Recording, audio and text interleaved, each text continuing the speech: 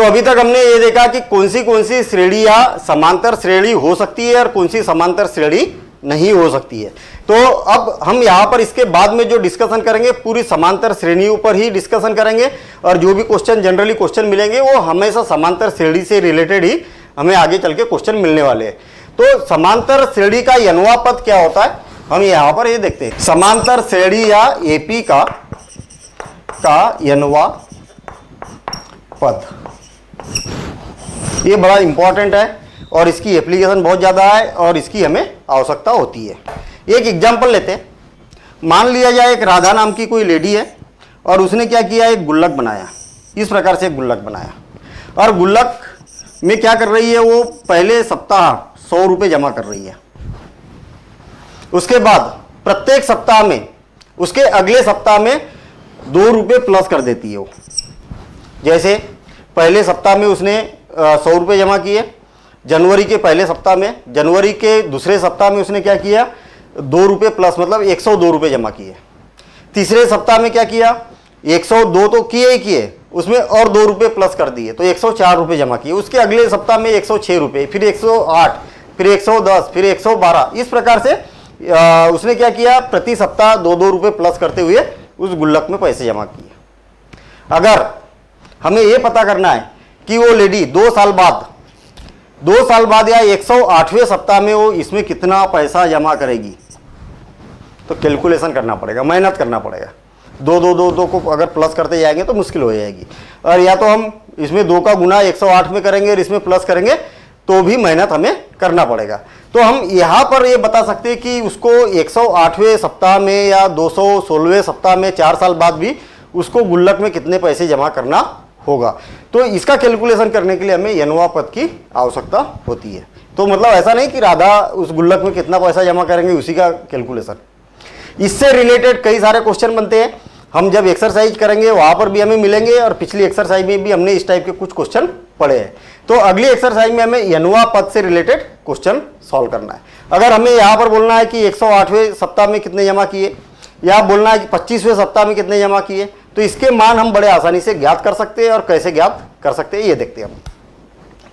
हमें ये मालूम है कि कोई भी श्रेणी अगर समांतर श्रेणी है तो उसके प्रथम पद को ए से प्रदर्शित किया जाता है, दूसरे पद को या A1 भी बोल सकते हैं, दूसरे पद को A2 बोलते हैं, तीसरे पद को A3, चौथे पद को A4, पांचवें पद को A5 और डैश डैश डैश डैश ऐसे n पदों तक हमारे पास में कोई एक श्रेणी समांतर श्रेणी में है।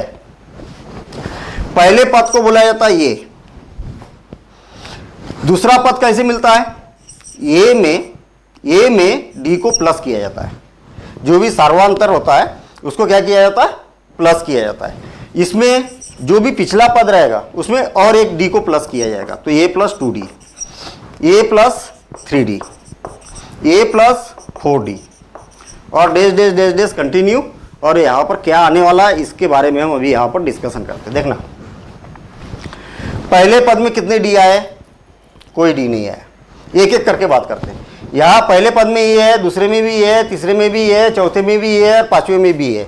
तो नवे में भी क्या होगा, ये होगा कि नहीं होगा भाई। पहले पद में भी ये लगा हुआ है, दूसरे में भी ये, तीसरे में भी ये, और सब में क्या है ये यहाँ पर लगा हुआ है। इसका मतलब 90वें पद में भी ये आएगा। ये तो बात क्लियर हो गई।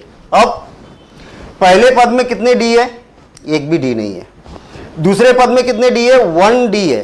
देखिए a प्लस 1d ऐसा लिख सकते हैं ना, या तो फिर इसको हम ऐसा भी लिख सकते हैं। दूसरा पद है ना तो 2 माइनस 1d ऐसा भी लिख सकते हैं। ये कितना पद है, तीसरा पद है, तो इसको हम लिख सकते हैं a प्लस 3 माइनस 1d।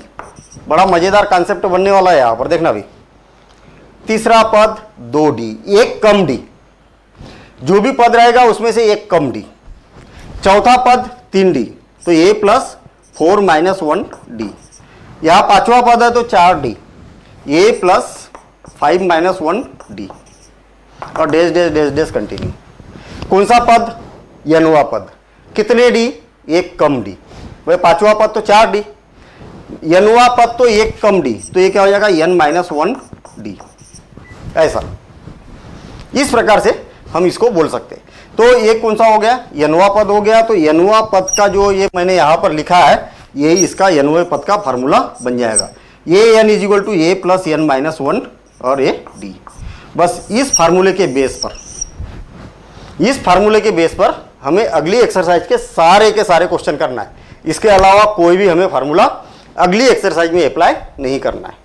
तो सिंपल काम है, मैं इसको फिर से लिख रहा हूं, मैं A plus N minus one D, ये बन गया फार्मूला। और ये फार्मूला किसका बना, A N is equal to, जहां पर ए क्या है, ये प्रथम पद है, प्रथम पद।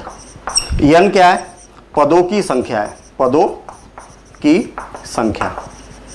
एन है पदों की संख्या। जैसे अगर यहाँ पर देखा जाए तो पदों की संख्या कौन सा पद है, ये यहाँ 3 लिखा है, इसका मतलब चौथा पद है 4 माइनस 1। यहाँ एन लिखा है, इसका मतलब ये क्या है, एन माइनस 1 लिखा है, इसका मतलब एनवा पद है ये, ठीक है। अच्छा, डी मतलब सार्वंतर,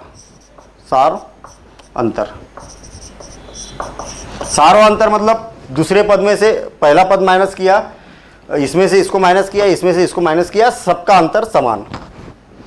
और ए एन एनवा पद। कितनी चीजें हो गई यार, 1 2 3 4, 4 में से कोई भी अगर 3 मान हमें मालूम है तो कोई भी चौथा मान ज्ञात कर सकते हैं। देखना, पहला पद मालूम है, पदों की संख्या मालूम है और सार्वा अंतर मालूम है, तो कोई भी पद हम निकाल सकते हैं, एनवा पद ज्ञात कर सकते हैं। एनवा पद मालूम है मतलब 5वां पद, 6वां पद, 8वां पद, ऐसा एनवा पद मालूम है, डी मालूम है, एन मालूम है, तो ये ज्ञात कर सकते हैं। ए डी एन मालूम है, ए एन मालूम है, तो एन ज्ञात कर सकते हैं। तो ये चारों में से कोई भी 3 मान अगर हमें मालूम है तो हम कोई भी इसमें पद ज्ञात कर सकते हैं। जैसे एक उदाहरण की अगर बात करें हम, यहाँ देखना, यहाँ पर अगर देखें कि मान लिया जाए कि ए इज इक्वल टू 6 है और डी इज इक्वल टू 4 है और एन इज इक्वल टू मतलब पदों की संख्या 8 है, तो 8वां पद ज्ञात कीजिए। तो ये 8 ज्ञात कीजिए, बिल्कुल सिंपल काम। क्या पूछा है, 8वां पद पूछा है। क्या बोला है, एन का मान मालूम है, ए का मान मालूम है और डी का मान मालूम है, तो ये ए एन पूछा है, एन की जगह 8 दिया है। तो हम जानते हैं कि A N is equal to क्या होता है, A plus N minus 1 D is equal to A 8, N जहाँ एन है वहाँ पर क्या रखना है, 8 रखना है। पहला पद कौन है, 6 है, ये रख दिया, सिंपल है काम, ठीक है। जहाँ जो मान दिए वो रख रहा हूँ मैं। एन का मान कितना है, 8 है, माइनस 1, और डी का मान कितना है, 4 है, ये 4 रख दिया। और इसका कैलकुलेशन करेंगे तो 6 + 7 × 4 और 6 + 28 और ये क्या हो गया 34, ठीक है। तो 34 मतलब इसका 8वां पद कितना हो गया, 34 होगा। ऐसा कोई भी पद ज्ञात कर सकते हैं हम, 50वां पद ज्ञात कर सकते हैं, 100वां पद ज्ञात कर सकते हैं। एन का मान रखते जाओ और 100वां पद ज्ञात करना है, 100वां पद निकाल लो, ठीक है। तो यहाँ पर हमें अगली एक्सरसाइज में ये दिया रहेगा, एन दिया रहेगा, डी दिया रहेगा, तो एनवा पद ज्ञात करो। ये दिया रहेगा, ये दिया रहेगा, ये ज्ञात करो, ये भी दिया रहेगा। तो 4 में से कोई भी 3 मान दिए रहेंगे, कोई भी, और बाकी का चौथा मान हमें ज्ञात करना है। पूरी की पूरी एक्सरसाइज इसी बेस पर है। तो आपको प्रॉपर एक्सरसाइज की प्रैक्टिस करना है, और ये प्रैक्टिस करेंगे तो फिर उसके बाद में उसकी अगली एक्सरसाइज जो है वो थोड़ी सी एडवांस है, ठीक है ना, लेकिन सिंपल है, ज़्यादा माथा बच्ची वाला काम नहीं है। तो हम एक्सरसाइज देखते हैं, उसमें बहुत बढ़िया मज़ेदार क्वेश्चन मिलने वाले हैं हमें, और हर टाइप का क्वेश्चन वहाँ पर मिलने वाला है। तो उसके हम क्वेश्चन करते हैं। यहाँ पर केवल एक फार्मूला है अगले एक्सरसाइज के लिए, फिर उसके बाद में उसकी अगली एक्सरसाइज में और 2 फार्मूले आने वाले हैं। तो देखते हैं हम एक्सरसाइज। प्रश्नावली 5.2 क्वेश्चन नंबर 1, निम्नलिखित सारणी में रिक्त स्थानों को भरिए जहां पर एपी का प्रथम पद ए है। ये वाला जो दिया हुआ है ये क्या है, प्रथम पद है, मतलब यहाँ पर 5 पार्ट दी हुई है। ये प्रथम पद है, ये सार्वांतर है, ये यनवा पद है, और सॉरी ये पदों की संख्या है, और ये यनवा पद है, ठीक है। तो पहले क्वेश्चन में ये नहीं दिया है, दूसरे में ये नहीं दिया है, तीसरे में ये नहीं दिया है, चौथे में ये नहीं दिया है, 5वें में, मतलब किसी में भी हर क्वेश्चन में कुछ ना कुछ मिसिंग किया हुआ है। तो हमें फार्मूला मालूम होता है यनवा पद